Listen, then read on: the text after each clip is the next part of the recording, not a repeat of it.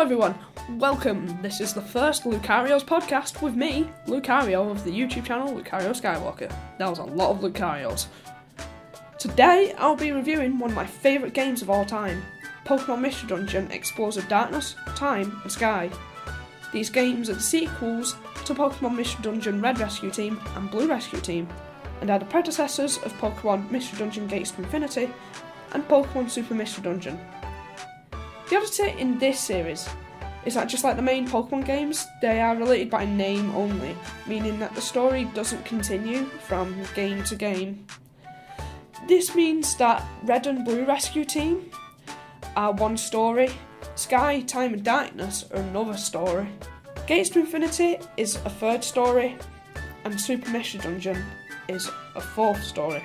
You see, within each story, things like Red Rescue Team and Blue Rescue Team kind of have the same story, but different features.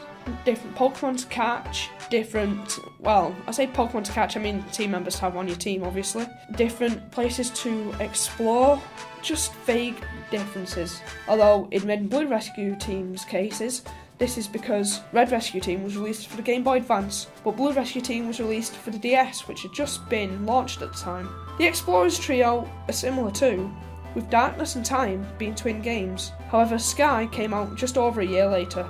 Sky contained the same game, but it had more features and extra story in the form of unlockable scenarios called bonus episodes, which expanded on the key characters, the most infamous example being In the Future of Darkness, detailing Grovile's story.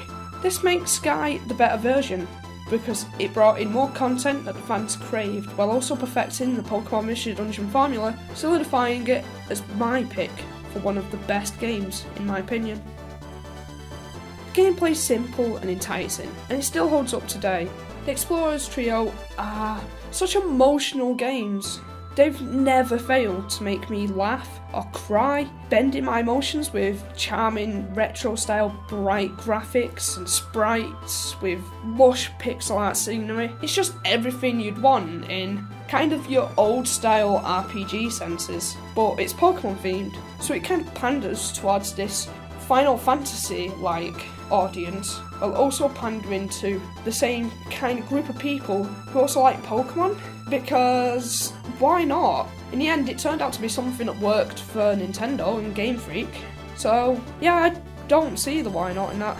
I know that some fans also tend to overlook these games because they're not official, they're not in the main series, they're just kind of another spin-off, but I implore all those people who were on the bench about the Mystery Dungeon series to just stand up, grow up, and go buy the game. I'm sure you can pick it up for relatively cheap at CX, or a game, or if you're in America, a GameStop.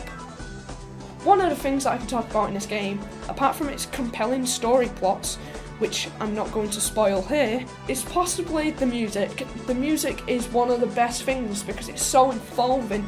It's so full of emotion, feeling, the score is just right for a game of its styling. I'd say that out of all the themes in the game, if there is two that I would tell you to just listen to while you're casually listening to music, one would be Primal Dialga's theme, known as Dialga's Fight to the Finish.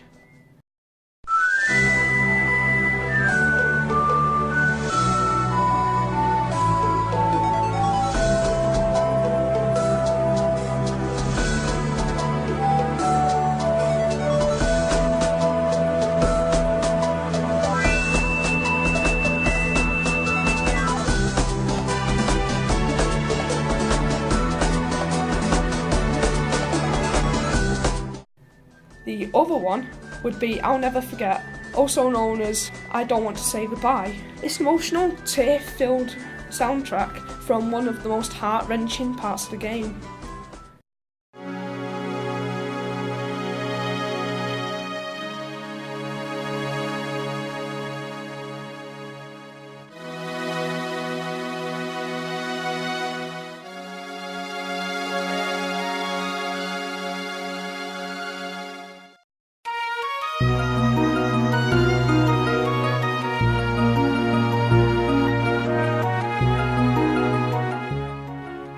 So, in conclusion, I really love these games. They play well, they sound well, and they're still going.